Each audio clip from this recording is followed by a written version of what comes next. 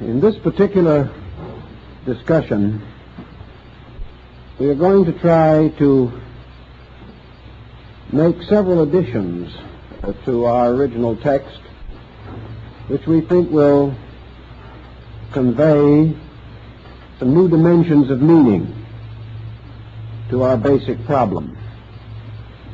In the first place, as we all realize,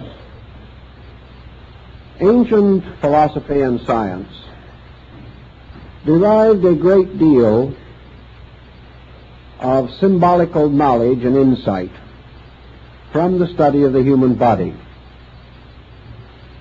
In the function of the body itself, man was presented with an immediate and intimate mystery. And for the most part, this mystery has not been solved, even with our increasing scientific knowledge.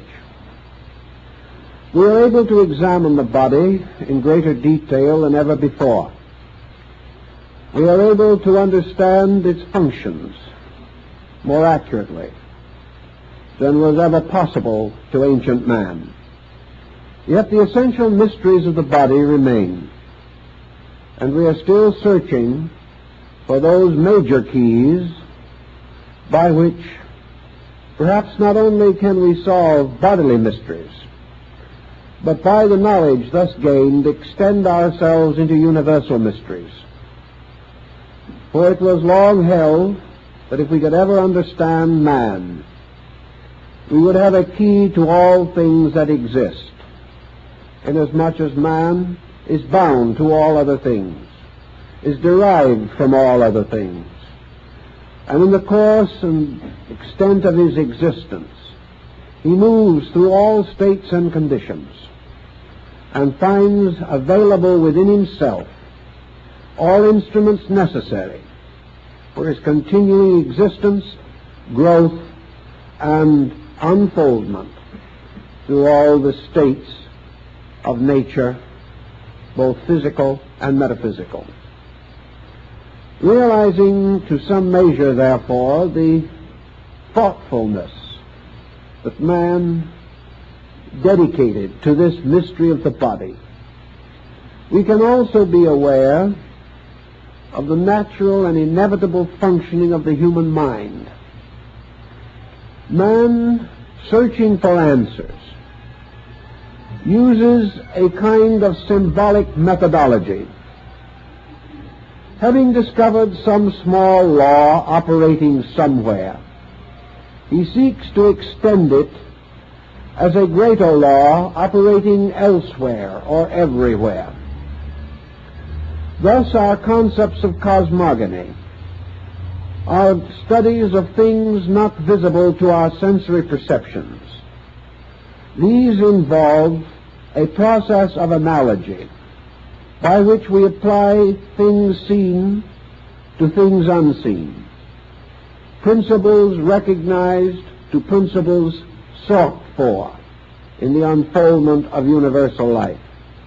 The Kabbalists conceived of man, therefore, as the little universe, and the universe as the grand man, attempting to indicate that the processes operating in the human body operate in a larger scale in space, and that all space can be traced in the mysteries of man himself. This concept not only dominated the thinking of early Western mysticism, but is part of our spiritual heritage from Asia, for the same contemplations have everywhere existed, and all our religions, philosophies, and sciences were originally influenced by these concepts of analogy. That in many instances these older analogies were correct, we now know. Other discoveries of antiquity remain uncertain to us. They may be right, they may not be right. In some few things we believe that we have corrected the errors of the past, that certain mistakes were made, but we are not too sure that our corrections are correct, and we may still have to go further.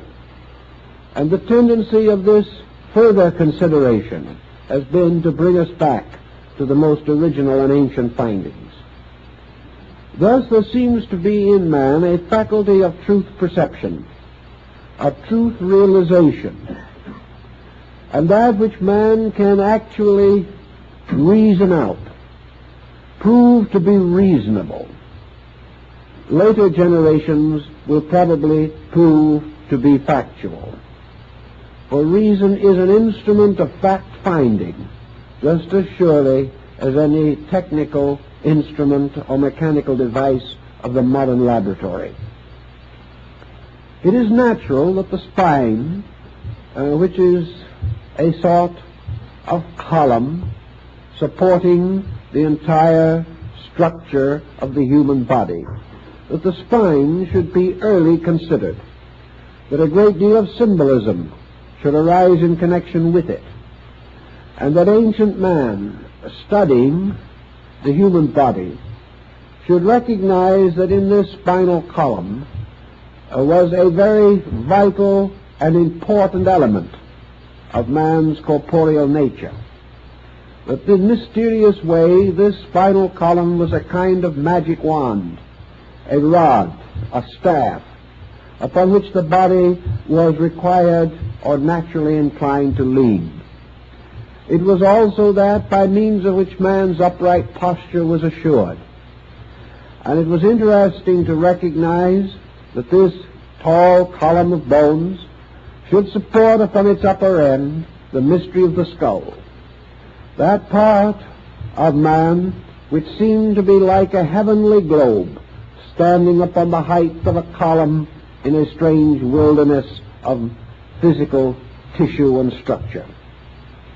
Therefore, the spine as the supporting instrument, uniting the various sections of the body, seemed to bring into some common pattern the three principal parts of the human torso, so that the body itself, with the exception of its extremities, was, so to say, held together or brought into a pattern or harmony by means of this monumental structure of bones, flexible, magnificent in its formation, serpent-like in its flexibility, and yet withal a firm and enduring support, capable of sustaining the various processes of the body with wonderful exactness, precision, and reasonable comfort. It was interesting to these ancient people that this spinal mystery seemed to bring into harmony the three principal parts of the human torso, namely the cranial, or the contents of the skull, the thoracic, or the contents of the chest, and the abdominal, or the contents of the abdominal cavity.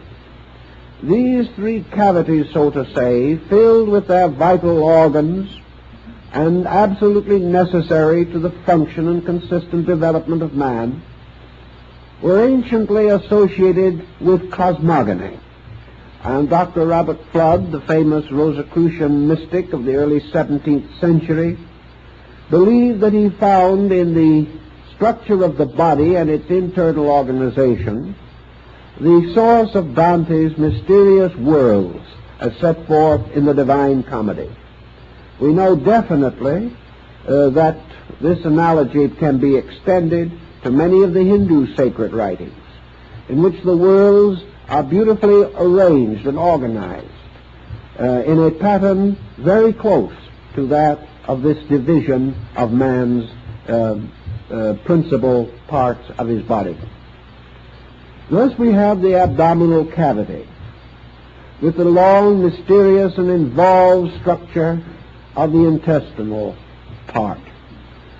And in this we see the symbol of the underworld, the mysterious sphere of Hades, of the ancient Greeks and Latins, a mysterious dark universe in which processes are constantly taking place, which are essential to man, but processes that have been very carefully and cunningly concealed by nature. We also recognize in the thoracic cavity what might be called the middle region. And in this middle region, the heart seems to reign supreme over the mystery of life. And far above, supported upon the slender column of the neck, we find the skull with its contents, the wonders of the brain, and of this mysterious upper world. And we find in Hindu philosophy that the spinal cord seems to be essentially the Ganges River, which arises in the head of Shiva, arising in the brain, arising in the midst of all those convolutions which are called the caves of Ganga, where the rishi or the holy men sit in eternal meditation, being symbolical of the brain processes and functions. And that this river then flows downward like a river of life, and that this river becomes a distributor of nerve impulse and nerve instinct to all parts of the body, keeping it alive, so that this spine with its brain above seems to resemble an inverted plant, a kind of bulb with its growth descending from the brain and extending throughout the body. And this extension through the body, through an infinite diversity of nerve structure, seems to resemble a beautiful inverted fern-like plant with its root in heaven and its growth descending downward into earth and even into the underworld. The ancients furthermore recognized in this spinal column with its content a kind of ladder, the kind of ladder upon which Jacob saw the angels ascending and descending. The number of its original segments, counting those which are now more or less brought together and ossified together, would be 33, which is indeed the number of years that David ruled in Jerusalem, the years of the life of Christ, and a number that has been sacred for a long time among the secret societies of Europe and America. This number 33 is a fabulous number in symbolism, and there seems to be no reason to doubt that its original significance was related to the study of the spine, for that in some way the spine became a symbolic equivalent of this number, and the principles and energies associated with the number likewise cannot be denied.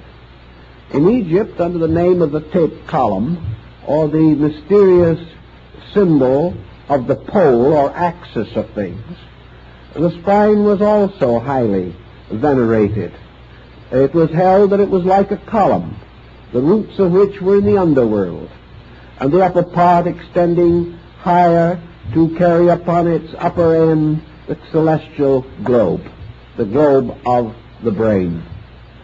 And to more or less carry on this symbol, we note that early anatomists have made constant use of the old symbolism in naming various parts of the body, and also, to a degree, various parts of the brain and spinal system. We know that they have called, for instance, the upper vertebra of the spine the Atlas, and it is this Atlas, the giant of Greek mythology, who carries the heavens upon his shoulders. This heaven world being in truth representative of the cranial sphere. Thus the ancients divided man as they divided nature into heaven, earth, and hell, into three great parts: a superior universe above, represented by the brain; an inferior universe below, represented by the abdominal cavity; and between these two, the world of mortals, or the human world, in the midst of which, upon the mighty mountain of the diaphragm, was the temple of the heart. All of these symbols we find in the Eddas and sagas of Scandinavia, in the Kalevala of Finland, in the Buddhist mysticism of China and Japan. We find it in the Greek and the Egyptian. We find it in the Brahmanic and Hindu mysteries of the world mountain. All of these different elements of symbolism seem to derive very closely from the study of the human body. Now, in the course of this study and in the development of it, the problem of the relationship of the nervous system to the great economy of life took on the greatest meaning to ancient man. The nervous system to the primitive people of the world seemed to be a kind of middle ground between the two great life-giving systems, the arterial and the venous blood systems. The arterial system was therefore regarded as supreme and held to be the first and greatest power of things. For by this system, life itself was distributed into the body. The nervous system became a kind of symbol, therefore, of the intellectual or psychic life of man. And the venous system became symbol of the mortal or physical life of man. Thus, spirit, soul, and body were represented by these systems. And of these systems, the soul or psychic body was given the area of the brain, because, as Buddhism later so well clarified, the entire mental life of man originates in a kind of intellectual complex. And the machinery for this complex, called the machine of the six senses, is localized or centered in the brain. It is therefore in the brain that the individual achieves self-consciousness. It is in the heart that he participates of universal consciousness. And it is through the venous system and its various functions of the body that he attains a certain body consciousness, which is comparatively rudimentary, but is nevertheless present in the equations of life. In the same way, psychologically speaking, man derives an authority from these areas of his own consciousness. From the heart center, he gains the concept or the authority of life. It is by virtue of this heart power that man is aware of the mystery of what he calls life. And he has associated life with this from the beginning. The brain he has associated with thought, or the mental activity. And the venous system of the body he has associated with function, or bodily structure. Man, therefore, consisting of spirit, soul, and body, or spirit, mind, and body, assigns these in a symbolic way to these three great areas of his own physical structure, which are united into one mysterious and wonderful pattern by the sovereignty of the cerebrospinal nervous system. This led in turn to a whole series of philosophical inductions and deductions, some of which are of value to us in our present thinking. Buddhism helps us in one respect, because it gives us, to a large degree, the anatomy and physiology of the nervous system. In India, it is assumed or was believed that Buddha was associated with the planet Mercury. And it is this, in turn, which primitive Western man always associated with the nervous system. The nervous system involves not only the physical sensitivity to nerve action and reaction, but it involves the entire sensory existence of man. This sensory existence of man brings into focus another interesting belief of the ancients, which we have mentioned in the book, but which I would like to enlarge upon a little more. Namely, that the entire nervous system of the body is an extension of the nervous structure of the brain itself. Therefore, that there is a mental or nervous image of the whole body in the brain. And the brain process is first of all achieved within a brain body, and that this in turn is extended into the physical body itself. In other words, there is an archetypal man in the brain. There is an archetypal mental being in the mind itself. And man's mental life is lived in the mind, not in the body. It is only by an extension, a series of reflexes, a process of induction, that the mental life of the individual is communicated to the body itself. The instruments by means of which this communication may be achieved are the two branches of the nervous system, the cerebral, spinal, and the autonomic.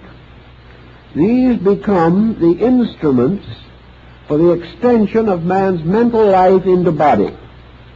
But man's mental life is essentially lived in the mind. And it is in this mental life, lived in the mind, that we have the root of practically all of the individuality factors which we consider to make up Manas, the man, the thinker. The ancients, therefore, explained that there was a microcosm of the whole physical body in the brain, that the brain was itself androgynous. The generation occurs in the process of thought just as it occurs in the process of the reproduction of bodies.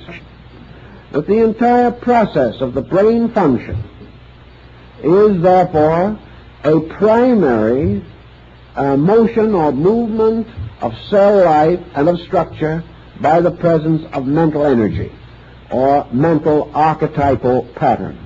Now let's try to see if we can make this just a little simpler so that we will know more about what we are working with at this stage of our problem. Let us assume, for example, that consciousness per se is located in the heart. Consciousness of itself is not manifested. Consciousness is the life-ness in a thing. Consciousness is, as its primary manifestation, merely produces the state of existence. This state of existence is perhaps less purely appreciated in man than in other creatures that exist. But consciousness is, in its true sense, an essence or a nature of being itself, a nature not self-knowing, not self-understanding, as we term these things, but conscious because of a factor which we say is the factor of immediate action. In other words, there is no delay or no drag in the process of the function of consciousness. Consciousness is unconditioned. It is unlimited and unrestricted. Therefore, it does not have to manifest in a conditioned way. And an unconditioned manifestation of consciousness is pure life. A life in which all of the elements of conditioned existence exist, but are not present. In life, condition exists in its own root, or essential substance or seed, but not in a conditioned state. A creature, therefore, with a heart life may be said to have a condition of consciousness similar to what Buddha describes as nirvana. It is the extinction of all particular or all attribute functioning. It is merely the state of being. A being which does not define its own nature. A being which does not affirm or deny anything. A being which merely exists, and by its existence bestows life. For life is the existence of this being which is itself immortal. In the development of life, a life develops into a condition of life knowing. That which exists of its own nature cannot be known by itself. It becomes known, therefore, through aspects or extensions of itself. It becomes known, appreciated, or sensed because it causes to emerge from itself certain conditions of life or states of life. And in man, the primary condition by means of which life becomes capable of the knowledge of itself is man's mental focus. So the mind becomes that part of being, or that part of the development of a creature, in which that creature becomes aware of its own life. Primarily, therefore, it is life awareness. And this life awareness is called the first reflex of being. It is called the process by means of which being becomes a being. Being becomes self-knowing, and through extension becomes capable of knowing that which is not its immediate or primary self. So consciousness in the sense of egoism, consciousness in the sense of self-consciousness, arises in the mental structure. And this mental structure achieves to the state of self-consciousness by a series of experiences, which are referred to in Eastern philosophy as graspings or orientations. As a person dizzy reaches out for support to something that is strong and stable, so in its confusion, mind reaches out for supports.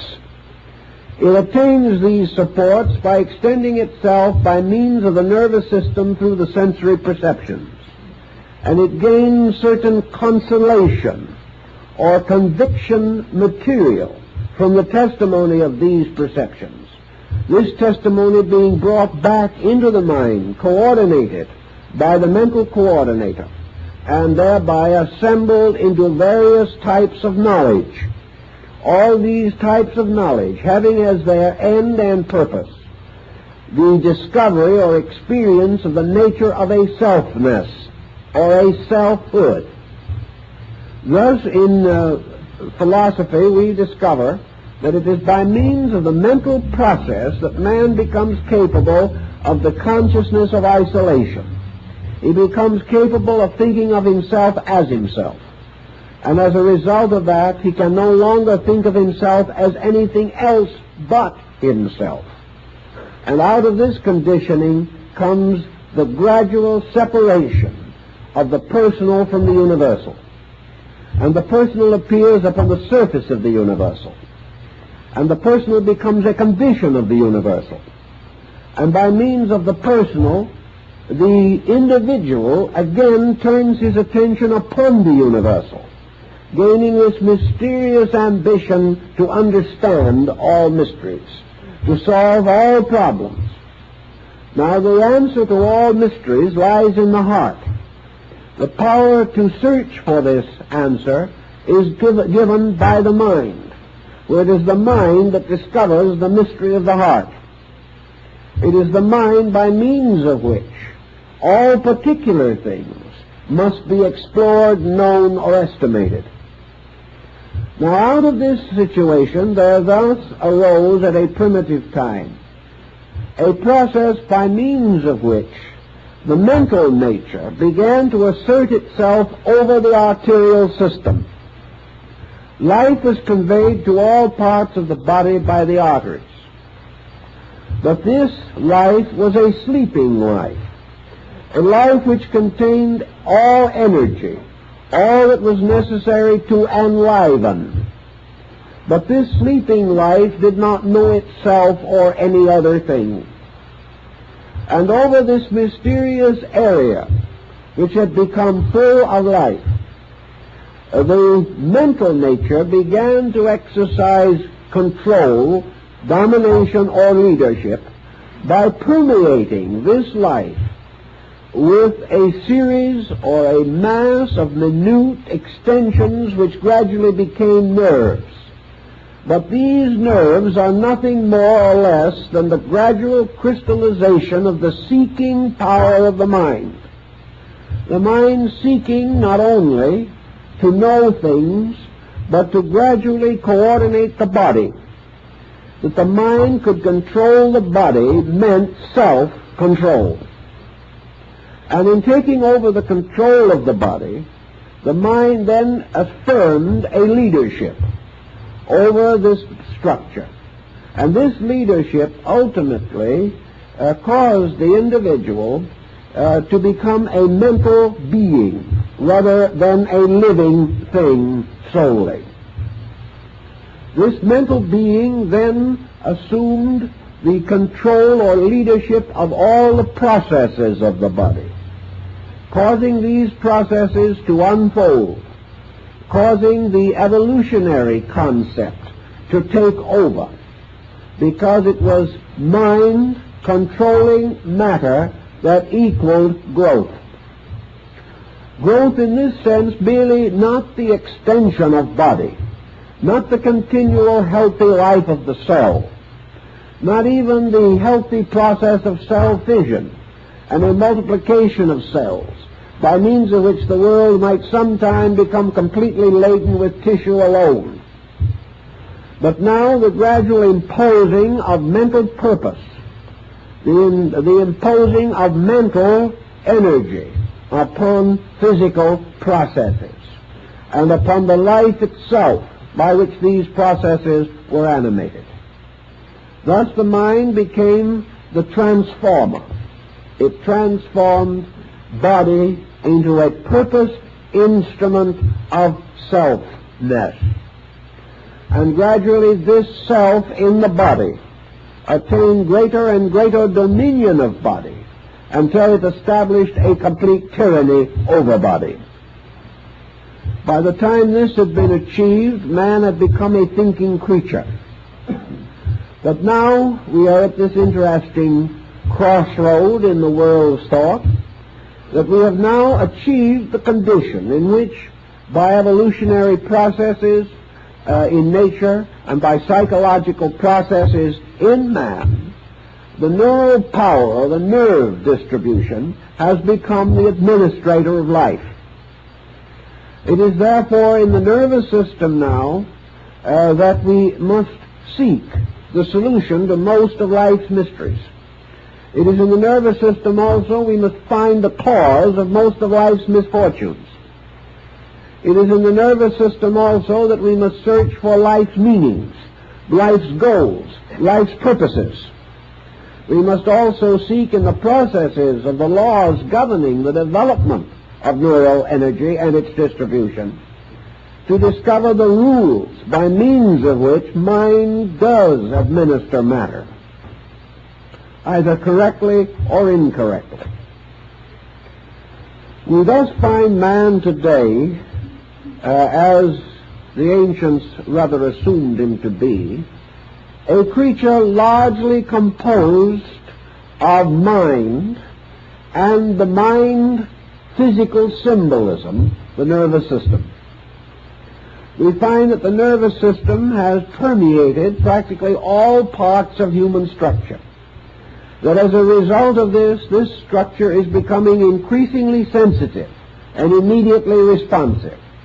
And by this process, whether we realize it or not, the entire body is being changed into mind. Mind is gradually becoming the substance of man. And the so-called arterial or physical system of man is becoming more and more an energizer of mind. And the vital substances of the body are being channeled ever more continuously to the use of the mental agent. Now this sounds as though we were progressing in some direction or another. But the rub in this situation seems to be that no one seems to be able to vouch completely and adequately for the integrity of this mind instrument that has taken over. Just exactly what is this mind? What is its real nature? What is its substance? Is the mind essentially good? Modern psychology and modern science would be inclined to doubt that the mind is good. They will not go much further than to simply say, here it is. We got it. We've used it. We've abused it. And here we are, in the midst of the consequence of something. Also, we suddenly discover that practically all human beings are trusting their destinies to an instrument called the mind, without knowing where it came from, what it is trying to do, whether it is selfish or unselfish, right or wrong, whether it is capable of factuality or not, whether we can depend upon its advice or cannot depend upon it, whether it is an arbitrary despot or an instrument of universal destiny, we do not know. We take certain comfort and consolation, however, in the assumption that mind must be meaningful, because it is a product of a meaningful universe engaged in a meaningful project.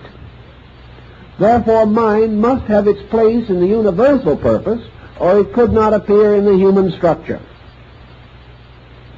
For all intents and purposes, however, man has discovered that the mind, by its very nature, derives a large part of its knowledge or a large part of its basic reasoning materials as a result of the testimonies of the nerve sensory perceptions.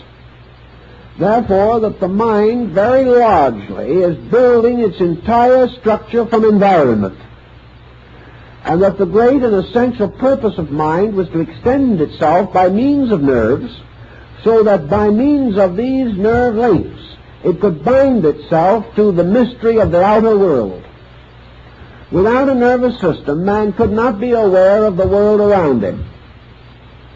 Therefore, the nervous system has given him the tremendous instrument of contact with phenomena, contact with all the innumerable diversities of activities with which we have gradually become familiar.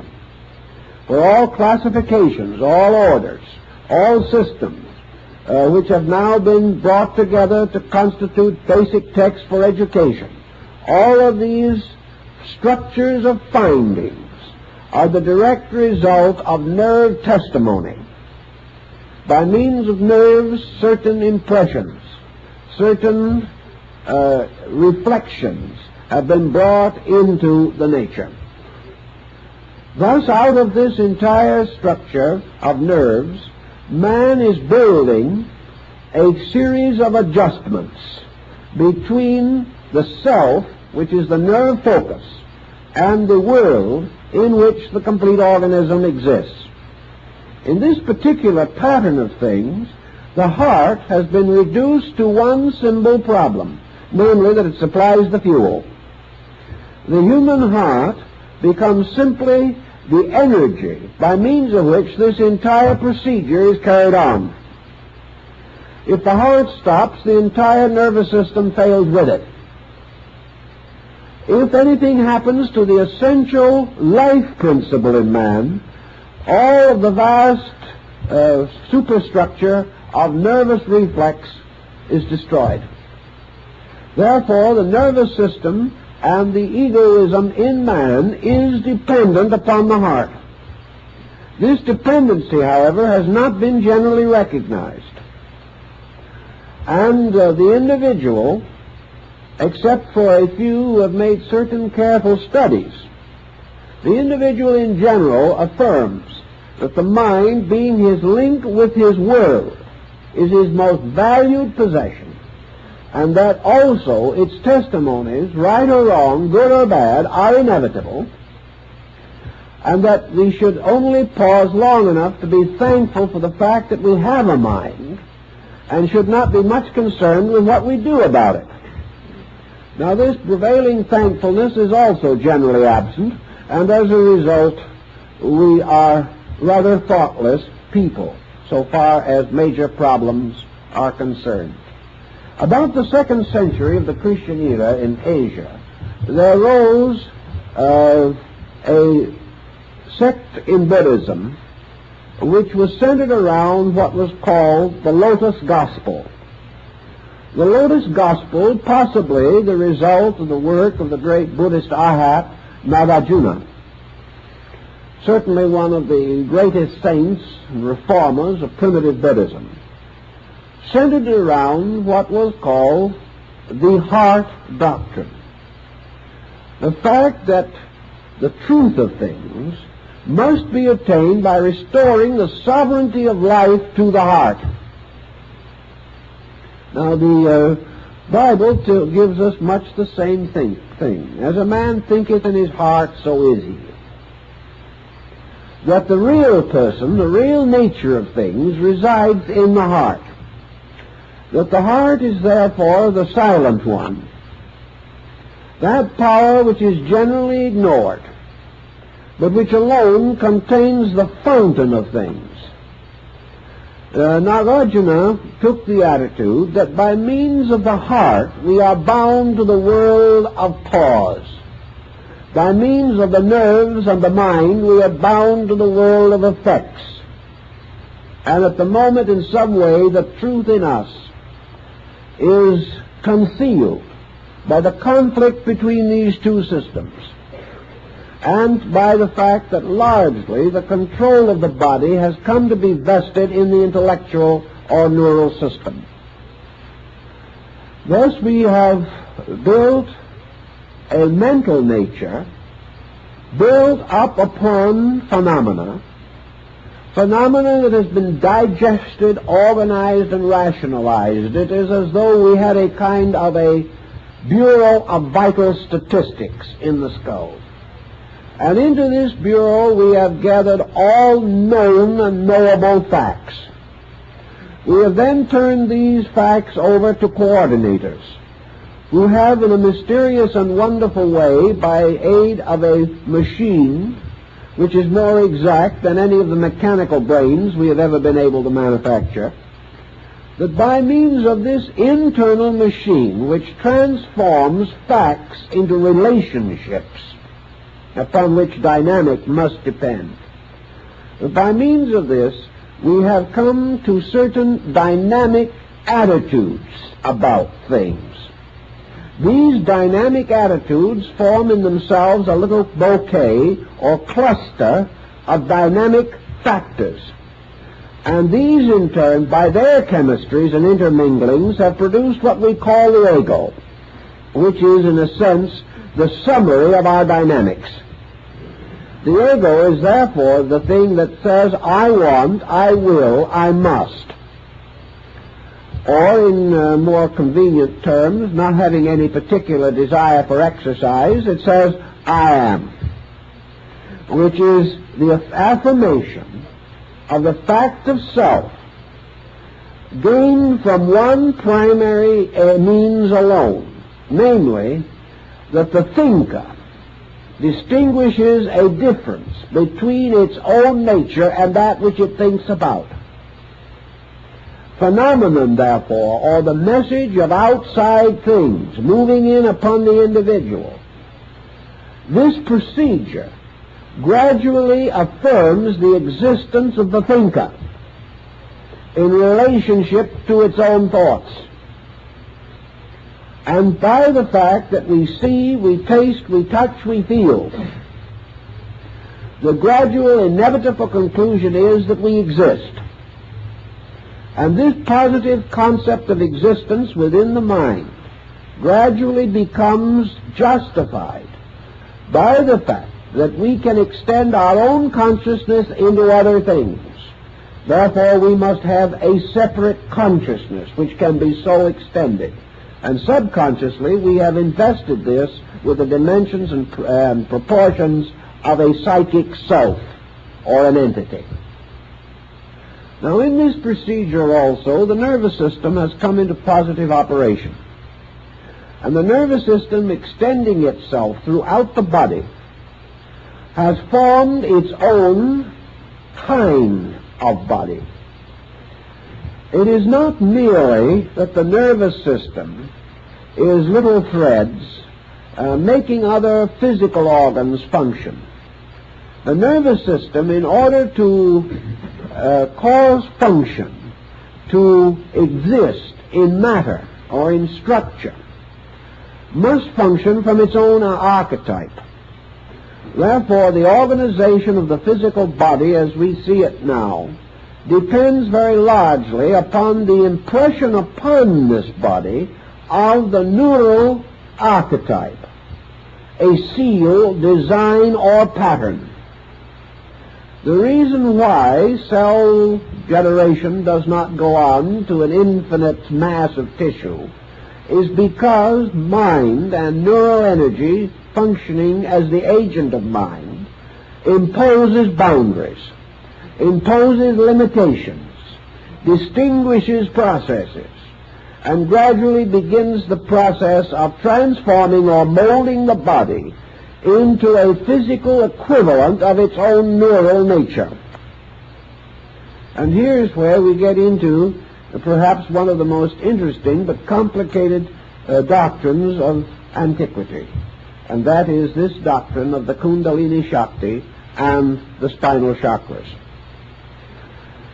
Let us then try to understand this a little better, because actually there isn't too much available on this particular problem. We would assume that the various schools of Asiatic philosophy, particularly the Yoga and the Tantra, which were closely associated with this doctrine, would be in common accord about it. But they are not. There are many branches and schools and systems and subdivisions of thought relating to the entire Kundalini mystery, even in Asia. And we cannot, therefore, simply affirm that the East was in common accord about this. The East was, however, in common accord for the most part on one subject, namely that in some way the heart must be brought back into dominion over the neural system. But how this was to be accomplished is not too clearly set forth, even in the most valid texts relating to this subject. Now, most of you have read something concerning the yogic ideas about the spinal chakras.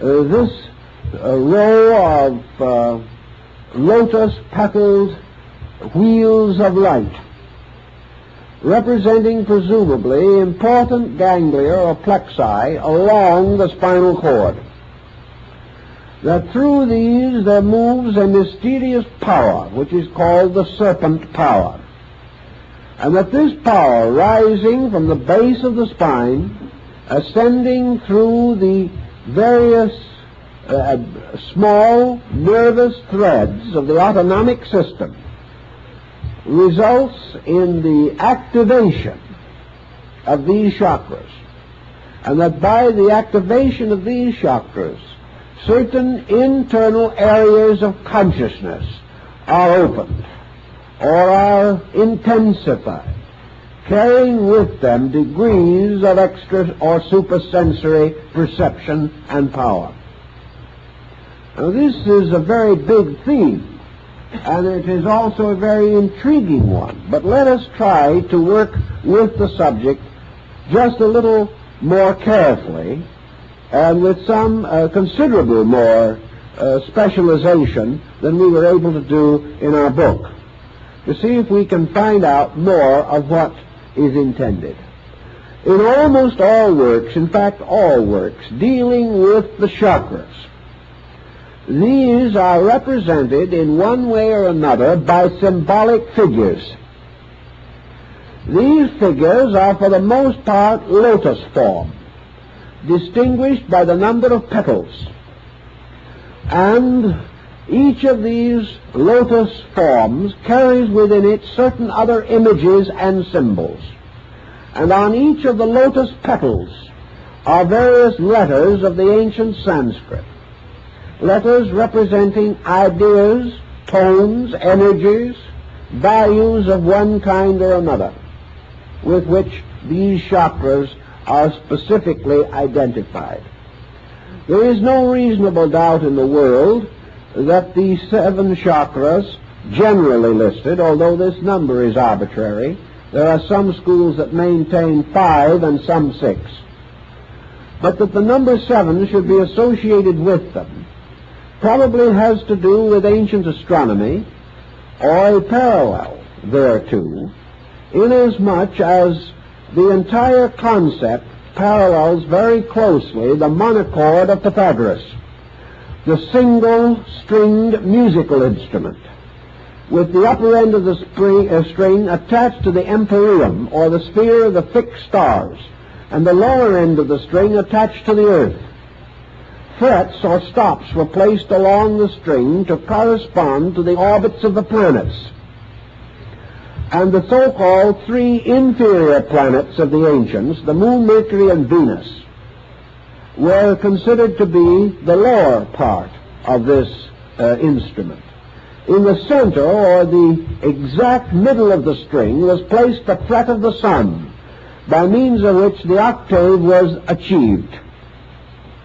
Above the fret marking the sun's position were those of the 3 superior planets, Mars, Jupiter, and Saturn. Thus this vertical thread placed, as Pythagoras placed it, between heaven and earth, and divided by 7 frets into intervals, became very similar in its general concept with that of the chakra system. For the heart chakra of the Kala chakra system corresponds to the sun, being the 4th from above and the 4th from below, both in the Pythagorean astronomy and in the Tantric yoga. Thus the heart chakra corresponds to the sun in the solar system, and above it are 3 superior planets, so-called, and below it the 3 inferior ones. In both systems also the distribution of the planets in relationship to meaning and in the significance of the chakras, this distribution is sufficiently parallel and close so that there are no glaring inconsistencies between the astrological theory and the yogic theory. The next point, perhaps, that we will want to mention or think about is the relationship between these chakras and the seals of the Book of Revelation. The 7 seals of Revelation certainly bear a striking symbolic content. For in each case, as the seal is opened, a vision or apocalyptical experience is unfolded. It is also quite possible that we have in this the key to the ancient concept of the octave, as Pythagoras developed it in music. For we remember that he was initiated in India at Elephanta and Ellora, and was therefore acquainted with the concept of the Brahmins and other Hindu sects of his time, which for these regarded the spinal cord as the string upon the veena of Shiva, or the musical instrument of the world, and that therefore the mysterious harmony of the spheres of life and of death was played out upon this mysterious musical instrument, and the veena is still shaped very much like the skull and the spinal cord together. Also we have the 7 churches in Asia, described in the epistles of Paul, and we have a series of septenaries, the 7 days of creation, the 7 primary elements of the alchemical transmutation, the 7 metals and the 7 priceless gems. We have many different septenaries of deities, and we also realize that in the Yoga chakra system, the deities are imposed upon these chakras to create a vast complex of interrelated symbols. Let us bear one thing in mind, however, and that is that no one has ever seen any of these chakras physically. No one has ever been able to demonstrate conclusively that the symbolic forms in which they are presented to us have actually an equivalent in any extrasensory level of our substance or nature. This does not mean that the chakras do not necessarily have a superphysical existence, but that they do not resemble the diagrammatic form with which we associate them. In other words, it is not possible for us to see these lotus flowers as lotus flowers. It is not possible for us to count their petals and find a letter of the Sanskrit alphabet on each one of them. Nor is it possible for us to look inside of one of them and find the six-pointed star, nor is look inside of another and find an elephant with a white howdah on its back. These things we do not find when we look. We cannot find these forms. We do know, however, that these forms were created for a purpose, and that this purpose was undoubtedly and inevitably that each one of these so-called chakra forms is a mandala. That is, it is a meditation wheel. The purpose of the shape of the chakra is therefore to cause it to become a symbol of meditation. And it is meditation upon the symbol and the meaning of that symbol and the gradual internal experience of that symbol which is believed and held to be responsible for the opening of that particular chakra. Thus, the key to the opening of the chakras consists of a series of meditations, these meditations being fixed by the ancient systems of Raja Yoga. Also, it was held that if any method was used in the effort to unfold these chakras contrary to their rules, or that inadequate or incorrect techniques were used, a very serious detriment would result. That the individual would come into a very desperate situation. Now, actually, I think this particular phase of the subject has been a little exaggerated. And most of those who are thoroughly aware of Tantra are in agreement with this point.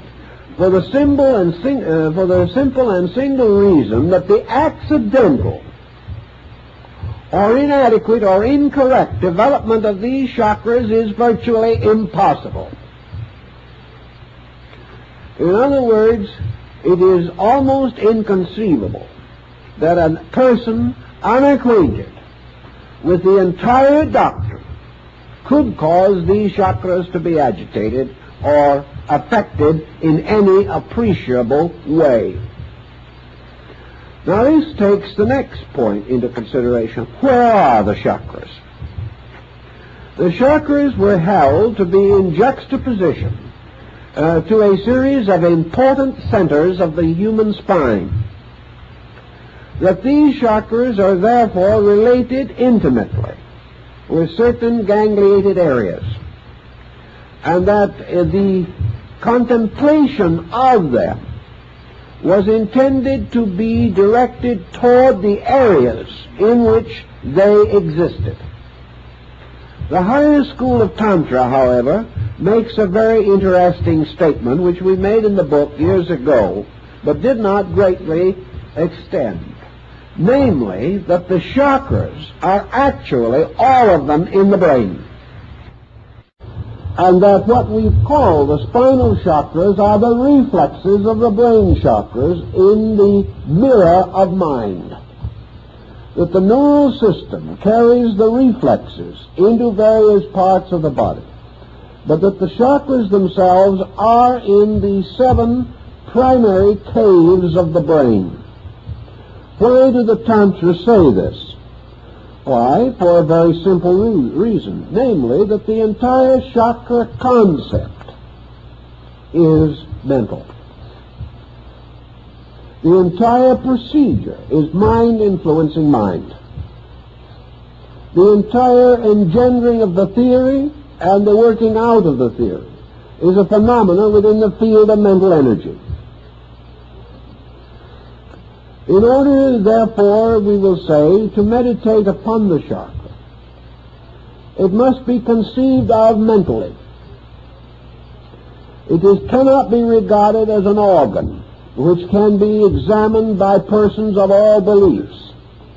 While it's a little inconvenient, perhaps, to examine your liver just as a casual procedure, still it is perfectly possible for us to know the approximate shape and size of livers by autopsy and dissection, or by the very excellent models now made in Germany and, I believe, soon to be released from Japan, bearing upon this phase of the subject. In other words, any physical structure can be explored, can be examined, its size, shape, substance, and materials estimated with reasonable accuracy. Such is not true of the chakras. The chakras can be explored only by mind, can be visualized only by mental concentration, can be known and experienced only by mental reflex. Therefore, in the chakras, you have a very rarefied group of mental organs arising within the substance of man's mental existence. And as a result of that, being subject to all conditioning that is possible to a mental structure or form in nature. Now, here is one of the problems that immediately presents itself on this basis. The mind being used for the visualization of these spinal mandala, which is what they actually are, engenders in consciousness the symbolic shape. This shape is fixed by tradition. The shape of this chakra and its content, the numerous tantric symbols included in it, symbols which are derived from the various levels of the Hindu religion and have been specialized in the yoga tantric system. These symbols are internally visualized as existing. Perhaps the beginner or the novice works from a physical chart which shows these forms, with which he becomes mentally and psychologically familiar. The purpose that he is attempting to achieve is, therefore, to release the energy symbolically represented by this form. By releasing the energy, what he is actually trying to do, whether he realizes or not, is to reverse the process of mental control and restore what might be termed the pure energy, which has been blocked by mental phenomena. Therefore, these 7 seals represent the symbols of 7 blockages, 7 transitory conditions set up by the sensory reflexes of man, resulting in 7 basic mistakes. These 7 basic mistakes stand between the individual and the, we will say, the intimate, immediate realization of the life power of the heart. To overcome these, therefore, he must overcome the instruments of phenomena which he has set up. He is therefore actually attempting to lead the life energy out of the subterranean region in which it has become involved, carry it back again to its own true and proper nature by dissolving one by one the fixations of mind by which this energy is held imprisoned, or is held in a highly specialized process. To do this, of course, the Tantra process must achieve the victory of right use over wrong use. That is its primary function. Therefore, the processes of the 7 so-called steps must be redeemed from false use. True use must be established. True use must come through realization. And here, within the structure of mind, we find a contrary system established by means of which mind gradually overcomes itself. It is all part of the same process, inasmuch as your yogic system must end in samadhi. It must end in the Buddhist nirvana. It must end in the total release of true consciousness from the ego fixation. This is represented in the Eastern system by the final victory of Atman, the universal, the one which alone is real, and man's ability to achieve union, which is the true meaning of the word yoga. Union with the infinite, union with that which is unconditioned. Therefore, it is not right to assume that the chakras can be anything more nor less than the 7 steps for attaining victory over illusion. Now, as 7 steps for attaining victory, man attains the victory by attaining victory over the symbolism of the chakra itself. He gains his victory by mastering these wheels. Now, the word chakra actually means a whirling wheel. Now, the whirling wheel, which is sometimes shown balanced or poised upon the finger point of the god Vishnu, this wheel is a reminder of the Tantra that these centers are in constant motion. All of these chakras should be represented as spinning violently. And the direction in which they spin is of the greatest importance, because in each case victory consists in the reversal of the direction. This is very significant as we proceed. But why do these chakras always appear or seem to be spinning?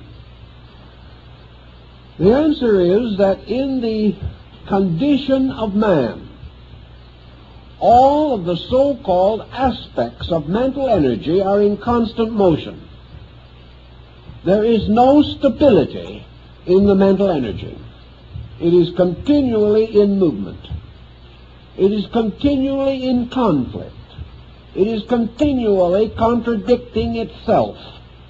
And these chakras represent conditions which are constantly in alternation within their own structure, like the wheel of fortune that goes round and round, and where it stops nobody knows.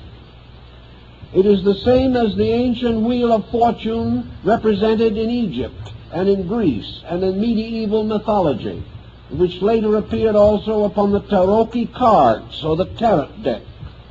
The wheel in which 4 figures are fastened to the rim, and as one figure falls, another rises. And when that figure in turn falls, the one that was low rises again.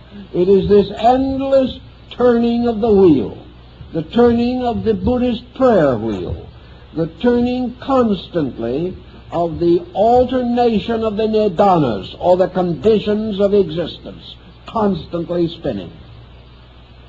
All conditions, therefore, spin upon the axis of illusion, and there can be no permanence, reality, or fixedness in them.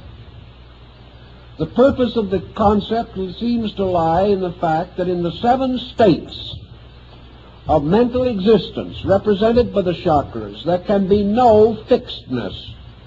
There can be nothing that is truly so, nothing that is inevitably not so, nothing that is finally good, nothing that is ultimately bad.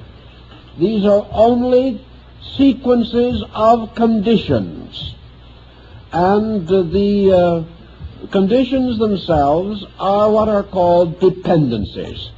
Each condition is dependent upon the previous for its own existence, and that which is subsequent is dependent upon that which precedes it.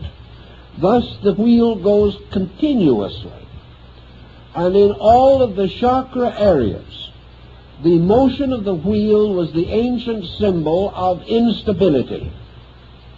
That everything is movable in the universe except the axis.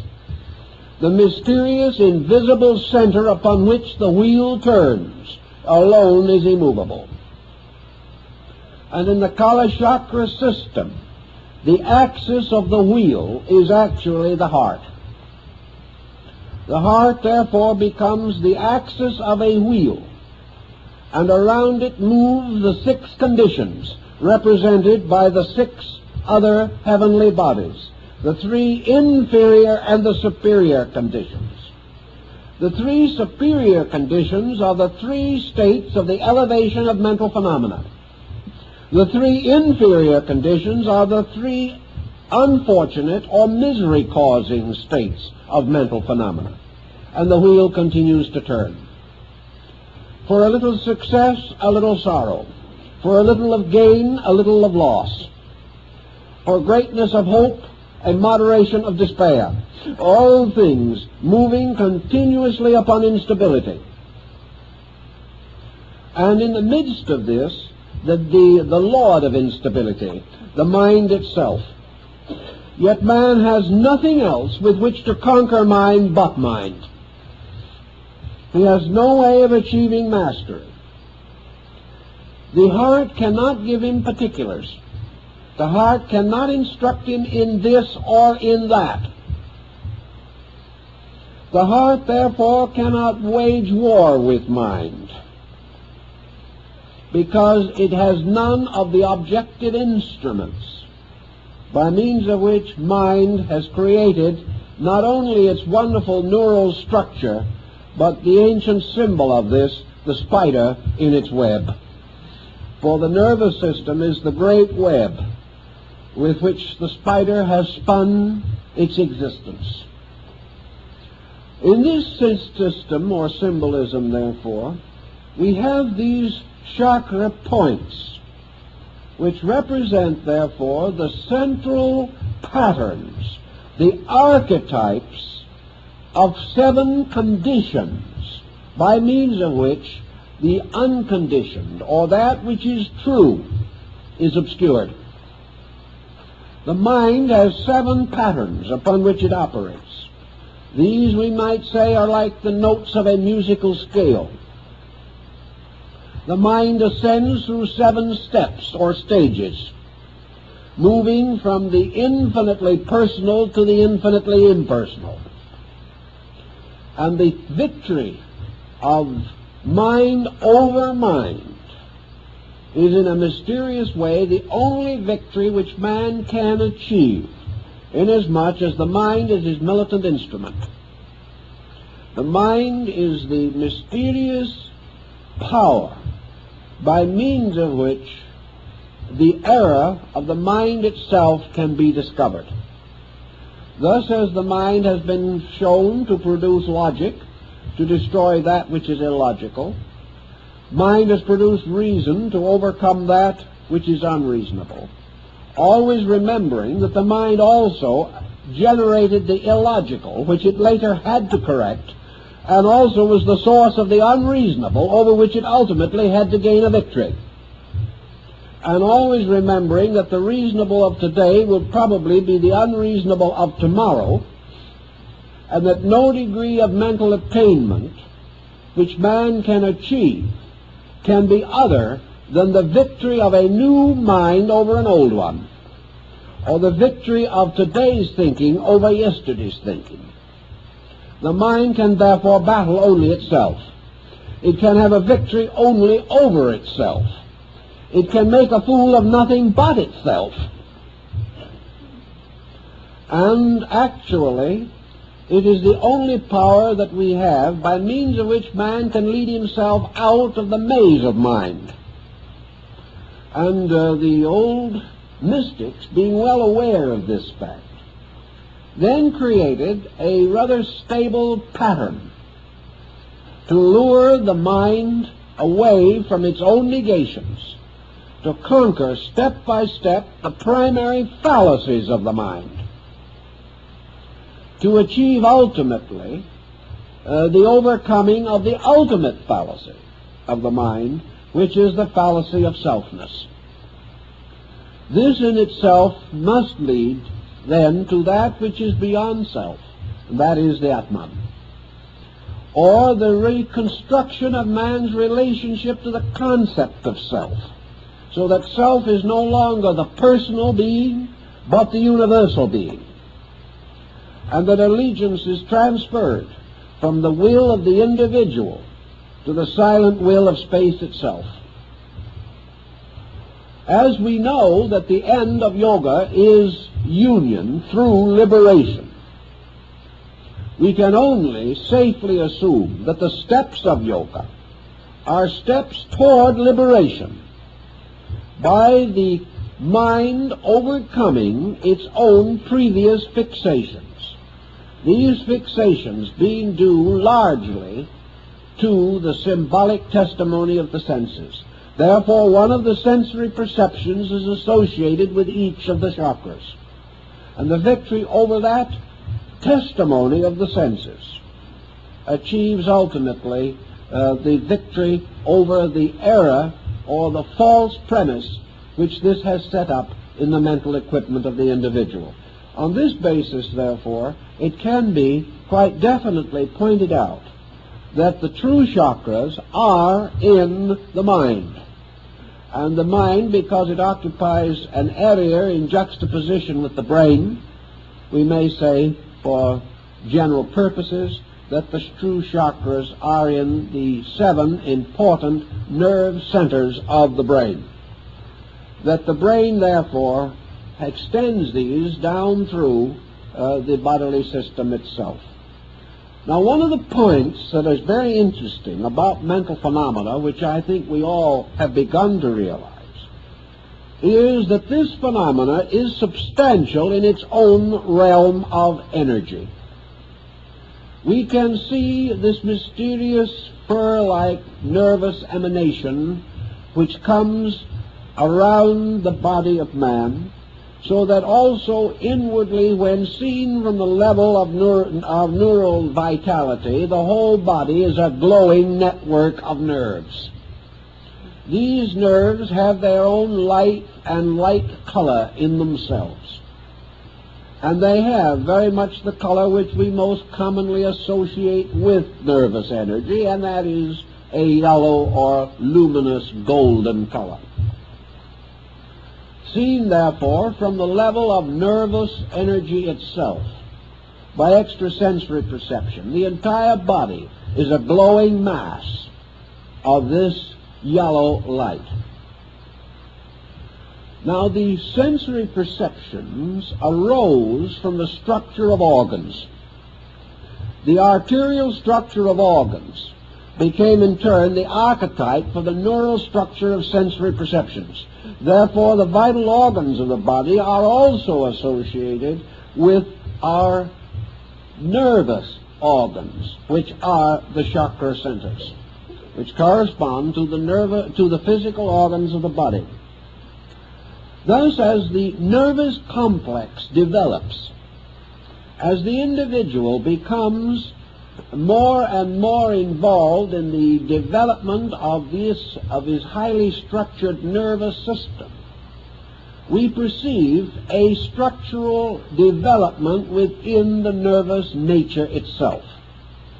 And we find emerging in the nerve field of the human body, when seen as luminosity, that there are these so-called 7 fountains of constantly pulsing nerve energy, and that these 7 fountains represent the principal divisions into which nerve energy can be divided.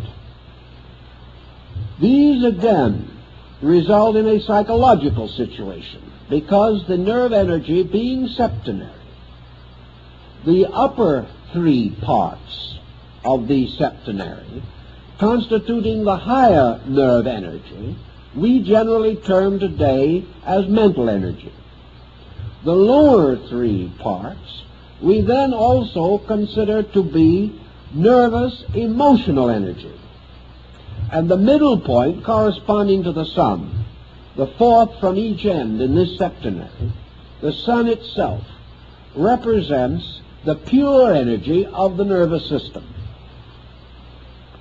Thus the nervous system is polarized, and the problem that psychology works with in its effort to understand the situation is that there is a mental nervous energy and an emotional nervous energy. These are both out of equilibrium, and the only thing that is in true equilibrium is pure nervous energy itself, which corresponds to the heart as being the center or balance of the neural field. Nervous energy, as we function with it in the body, has to have a kind of link with matter, a link which corresponds very closely in relation to the arterial venous system with the lymphatic system. And we have to have the equivalent of the nerve lymphatic. This nerve lymphatic has to function in two ways. One, it has to unite the two principal nervous systems, which correspond to the two principal systems of blood. It has to link the cerebrospinal and the autonomic processes, which are merely two directions of nerve energy. Also, both parts of the nervous field, the total nervous field, must be linked with the physical body by a series of binders. For the nerve energy cannot affect matter or a material physical structure unless there is a link by means of which these two are related together. Now, the link that is known to antiquity, the classical link between these two, is a kind of magnetic field which partakes somewhat of the nature of nerve energy and somewhat of the nature of matter. We have to have a structure which corresponds with the mysterious aether or akasha of the ancients. This is the fluid mist, the airy water, the subtle matter, the agent which carries within itself the power to link the two opposites. It must therefore lie between them. And in this we have what the old alchemists and the medieval Rosicrucians referred to as the etheric binder. This etheric binder was sufficiently subtle to take into itself nerve energy, and sufficiently gross to be able to communicate this nerve energy to matter. It formed the bridge, a kind of antis carana between these two fields of existence.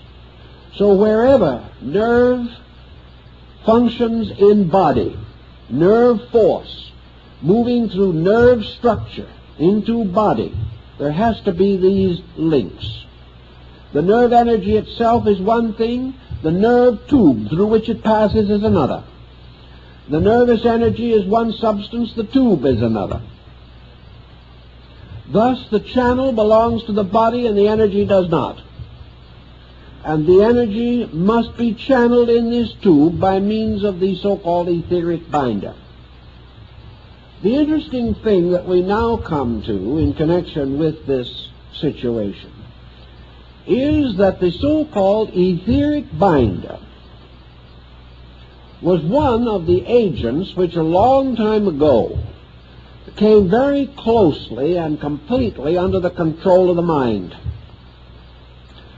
Thus the etheric binder, or this mysterious magnetic field, comes under the dominion of thought. And it is because of this that by means of the mind a series of physical phenomena can be produced. As for example, if you have the skill and the understanding, you can cause patches of color to appear on any part of the body by sending mental energy there by direct effort. You can also stop circulation in various parts of the body or stimulate it in the same way. And if you are gifted as a magnetic healer, you may be able to send sufficient of your own magnetic energy into another body to break up congestion or to stimulate function. These processes are carried by mental intensity. And always this energy moves according to volition, according to the activating, guiding power of the agent, which in this case is man. In this same field also, we find the area of imagination. For we know that anything which the mind conjures up, nervous etheric energy can formulate into patterns or designs, so that we may create visual images. We may create symbols within our own psychic neural structure. We may also, therefore, develop the power to create various forms, and later develop the faculties to see what we have created. Every intensity of human emotion creates mathematical, geometrical, vibratory forms. Some have called these thought forms. But whatever we may want to say, every emotion and every thought has a number, a color, a form, and a sound. And we cannot escape this, no matter how hard we try. So that our thoughts become mental things. And of the mental things with which our thoughts become involved, there are perhaps none more difficult for us to live with than the products of our own negative thinking. Because in this process of negative thinking, we are working in a wonder world of mental energy. These emotion thought forms which we generate, we obviously generate within the mental nature. Therefore, these forms, whether they be mental or emotional thought forms, actually are generated within the mind itself. But because of our very natural processes of mind, we project them, just as the mind projects the chakras. And as a result of that, these forms, these thought entities, can be seen as something separate from ourselves, although they have no substance except in ourselves. We can project them. Just as, for example, there is a phase of psychology in which we can project an image from within the subconscious and project it objectively as a visual form, and see this image as distinct and apart from ourselves. This is one type of ghost, the ghost being a reverse perception from within ourselves, projecting itself in such a way that its image is recorded in the brain at the same time that visual image of places or a place is recorded, so that we may be standing in a room which is properly recorded and sees also standing in that room a person who is not there, because the person has been imposed within the mind upon the thing actually seen by the sensory perception. Now this, further to our purpose at the moment, simply means that if any person deeply concerned with problems such as yoga and tantra develops a certain type of mental intensification, they can cause the symbolic, diagrammatic forms of these chakras to be created in the mind. These forms can then be visualized in relationship to the body. And it is perfectly conceivable that the individual could see, as a result of the imagination, moving ether, which is a reflecting medium, can actually see in the body any of the processes which are described in yoga. The thing you must realize, however, is that he has created them out of his own thinking. This does not mean that the yoga processes are not true, but it does mean that these processes are not necessarily identical with our expectancy about them. And the thing we see is in terms of our expectancy, because it is created by ourselves. Now, the practical side of this, and there is always a practical side to these problems, is that an individual can come, and many have come to me, who are in a rather terrible state of mind. They had taken a half a dozen lessons in yoga from an outstanding exponent who disappeared soon after and was not seen again. And as a result of this procedure, these individuals were beginning to have strange symptoms. And the only thing that they could finally decide was that their interior yogic chakric system had been badly mistreated by one cause or another, and that therefore they were in a horrible state, and about the only thing they could hope for was better luck in the next incarnation. These people described all of the unhappy symptoms which they theoretically assumed would accompany yoga. They insisted that at some time when they were least expecting it and really weren't even looking at that moment, this tremendous power of the Kundalini surged upward like a geysering oil well, burst into their brain, went out of the top of their head, and took their common sense with it. Now, this situation actually happens. People under such conditions are quite naturally frightened to death. And from this situation has arisen the belief that by wrong practices or by incorrect guidance, a great spiritual injury has been performed. Under this kind of terror, and under the prevailing mental tyranny which would associate with it, lives have been completely wrecked, and individuals have finally landed in hopeless mental breakdown and been confined in institutions. Actually, the chakras were not touched, moved, or involved, because nobody could actually create the condition which was described as a result of 6 lessons or 66 lessons.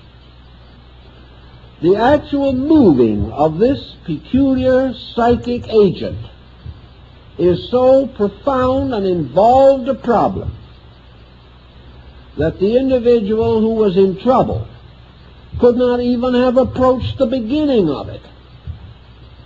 What they had actually done was create a complete mental chain of chakras and blown this apart with their own fear. Now, this type of thing can happen, does happen, and another individual, incidentally, with a little psychic vision, might appear to see what they have seen, and they can get confirmation, because their own thought form has set up these etheric thought patterns, which can be seen by another person. But the fact they can be seen still does not make them so. For in this entire phenomenon of mind, there is nothing that the mind testifies to that is finally true. This is an amazing but important fragment of philosophy.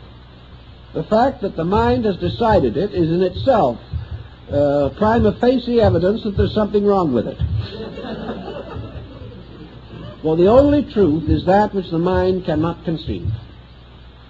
So the mind is, at best, an organ of diminishing error, in which by degrees we can overcome its most flagrant mistakes, but we cannot overcome its final mistake, which is self-existence, until, as the ancients believed, we had achieved the samadhi, or the final union with absolute being. So in the chakra problem, we are dealing with a series of symbols. The actual process in Tantra, in the higher schools of Tantra, was not the idea that by means of will and mind the individual was to change the structure of the chakra. The chakra is a condition. Conditions are not changed by will and yoga. Conditions are changed essentially by a kind of gradual transformation of value. Thus, the meditation significance of the chakra is very simple. The purpose of it is that man shall gradually experience the mystery of the era, by means of which the energy associated with the chakra is locked to a false usage. The purpose, therefore, is not to influence the chakra, not to force it, not to gain a valiant victory over it. The purpose of the meditation is to remove the error related to it. Now, the error related to the chakra is always the error of the use of energy. The chakra represents a pattern which has a true purpose and a false purpose. While it is negatively bound to the network of the nervous body system, the chakra is not fulfilling its essential purpose. For each of the sensory perceptions has as its final purpose the mingling of itself with all others for the attainment of the process or achievement of illumination or cosmic consciousness. This is not possible because in each chakra the consciousness factor is locked on the side of phenomena or on the side of physical function. Thus, every energy that is falsely bound to a physical process must be liberated in order that this energy may return to its proper state. And when the energies of the 7 sensory factors are all returned to their proper state, the result is illumination. It is the holding of the energy to false usage, or to inadequate usage, or the locking of the power of this energy away from those procedures which are natural to it and essential to its function. This is what the Yoga Chakra School seeks to understand and correct. So we have the releasing, or the so-called opening of the centers. This opening is, and never can be, associated in itself with danger, because good can never be dangerous. Furthermore, by its own various procedures, these chakra energies have to be released in order, in sequence, and by degrees. And the energy of even the least of these chakras has to be released in 4 stages. And in some of the chakras, the energy has to be released by 16 stages. In others, by 12 stages, but none less than 2 stages. And in the body itself, the number cannot be less than 4. The only one that can be less than 4 is the Ajna chakra in the forehead, which is of 2 petals only, and represents the one exception to this rule. But each of these is released by the meditation upon the meaning of the letter upon the petals. Now this has to be done by knowledge, by an actual factual awareness of facts. It is no more possible to go somewhere, sit down, and close your eyes tightly and go to work on this problem than it is to fly to the moon without mechanical help. With mechanical help we may make it. but we still will not be able to solve the mystery of the moon in the chakra, and there is one there. The answer to the situation, of course, lies in the relaxation of the uses of these energies as the individual gains equilibrium, freedom from excess. It is said that the petals open. In other words, the petals relax. Opening is relaxation. It is the assertion of the normal over the subnormal or the abnormal. In the case of man, these centers are originally represented as buds because they represent potentials of consciousness with the consciousness locked in them. By the quietude of consciousness, the Kundalini, which is the symbol in man of the ascending power of the pure volition of Atman. The Kundalini or Kundalini is therefore the tracing of the path of true growth as opposed to all apparent or seeming growth. It is the gradual rising of the pure essence of consciousness through conditions to its final unconditioned release. It is the gradual unfolding of those creative powers in man which must finally have their final victory over the mental complex of idea sensation. So the achievement consists in the same way as the various steps in all the disciplines of religion. There is almost certainly an analogy also between the idea that man had that there were originally 7 important religions, and that these religions are in turn associated with the chakras. These religions probably stem from or are responsible for the concept of the 7 churches. There is no question that each of these religious systems is keyed primarily to a different key note, although the object of all is the object is always identical. The purpose of the religion is always a state of holiness. But each in its own way has a basic psychological concept as to how this is to be attained. There are religions of love, religions of service, religions of wisdom, religions of courage. There are religions which teach positive doctrines and others which seem to teach negative doctrines. And the ancients simply held that the great religions of the world were themselves, more or less, this symbol of the chakra chain, or as it's referred to by Sri Krishna in, I believe, the Uttara Gita, there is this idea of the one thread passing through the 7 beads. Now, the 7 beads can be the 7 chakras. The 7 beads can be the 7 religions. They can be the 7 races.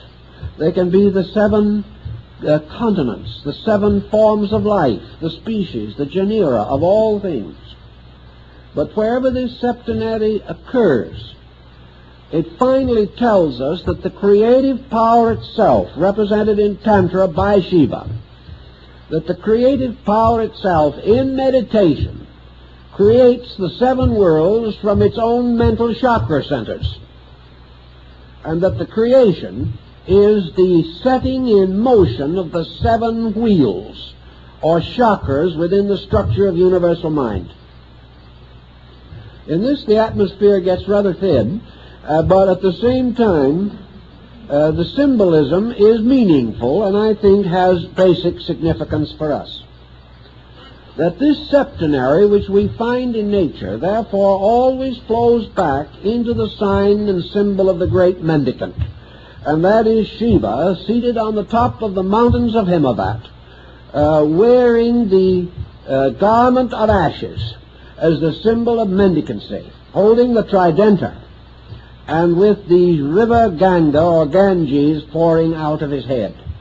But in this meditation symbol, the deity enters into, in descending order, the consciousness of the seven ganglia of the nervous mental consciousness, and from each of these levels causes a creation to flow out.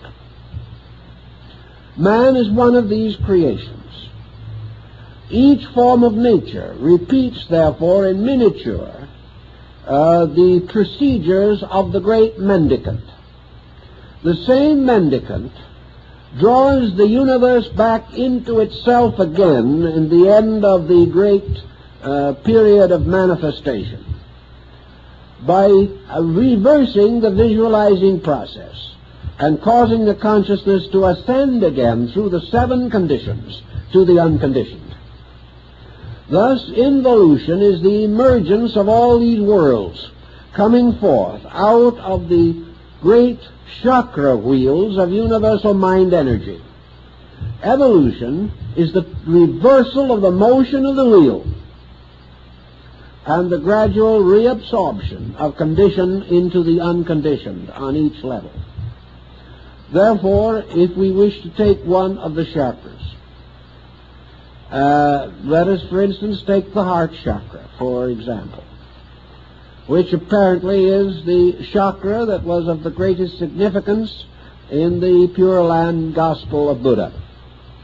In this chakra, we have the concept, therefore, of the radiant power represented by the Buddha Amitabha, seated in the midst of this great lotus. And these deities are always lotus-throned, and these lotus thrones are the chakra in each case. But is seated in the midst of this lotus throne, and the victory of the heart as a victorious fact over the illusion of desire, which is its negative fact. The victory of compassion over passion. The victory of love over desire.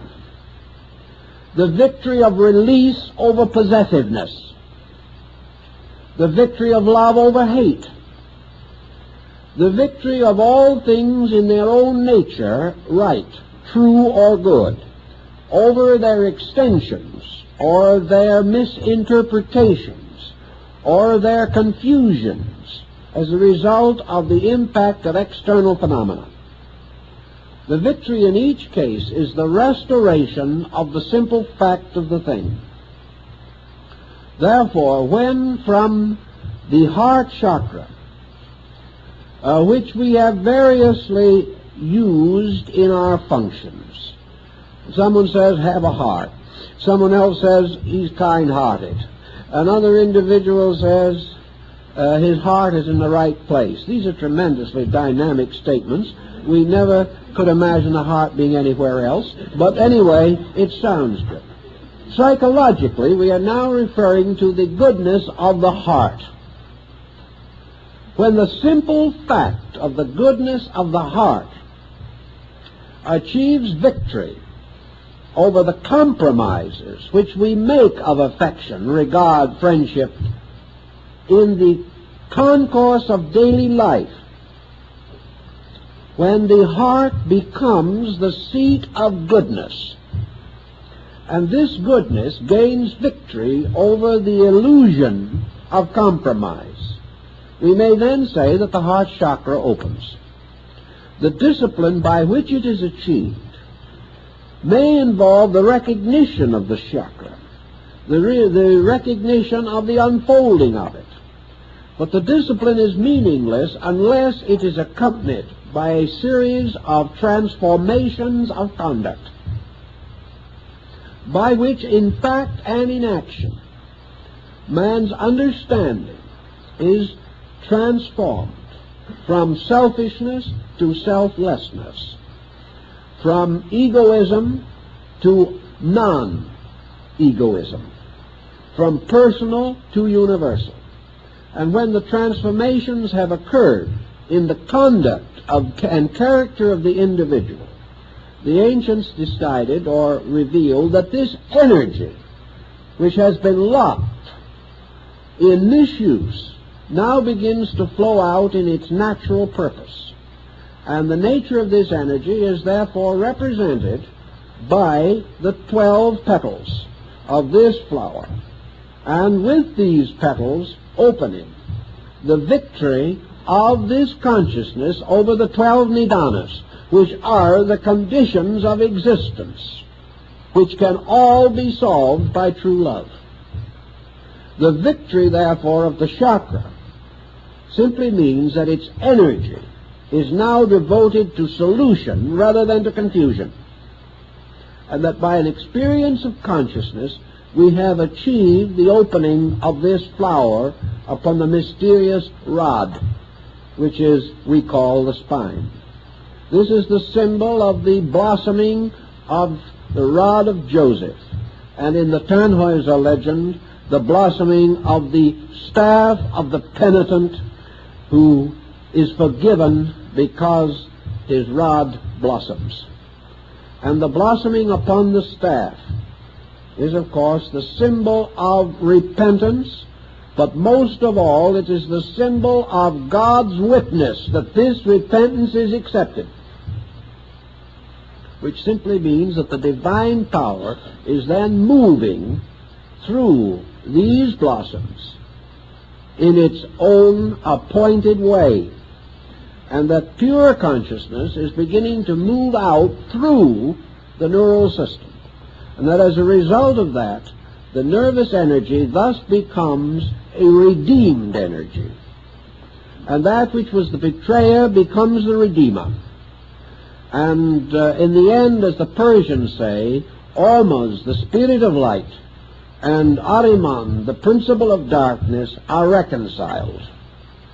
And it is in the nervous field that good and evil, right and wrong, truth and error must make their great struggle and finally be reconciled, because good and evil are brothers. They are both derived from the same energy. They are both supported by the same energy. But enlightenment releases this energy from evil and dedicates it to good.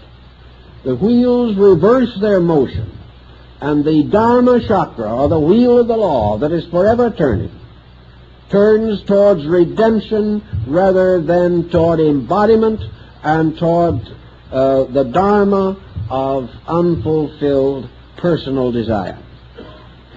This, I think, perhaps will give us a little different concept of this, perhaps a little nearer to the teachings of the great essential Tantra, before it was disfigured by various adulterations of belief. In other words, before the mind took it over and ruined it. But to redeem it again, it is once more the victory of true consciousness over mental consciousness. And from this, the ultimate victory of silence over all sound. Because it is in the great heart chakra, I think, that Dr. Suzuki got consolation for his idea of a man or the Zen monk slapping his hands together and saying, "You hear the sound?" And then the disciple says, "Yes." Now the master said, "Make a sound by slapping one hand together." And the disciple had a little trouble with that. But in the 12 petal chakra, according to the tantric scripture, comes from this chakra, the heart chakra, the sound that is not caused by any two objects striking. This is one of the keys of the chakra. So in this we have this concept of pilgrimage, of shrines, of the pilgrim going along the path and stopping to pay tribute at the various shrines of his faith. And in each of these shrines making the offering of his life afresh to the principle represented by the enshrined power, or the enshrined deity. And by this mysterious journey, the individual therefore releases the true energy which he has from bondage to the mind and restores it again to the service of pure consciousness itself. Well, that's quite a little to think about. Maybe that'll do for tonight.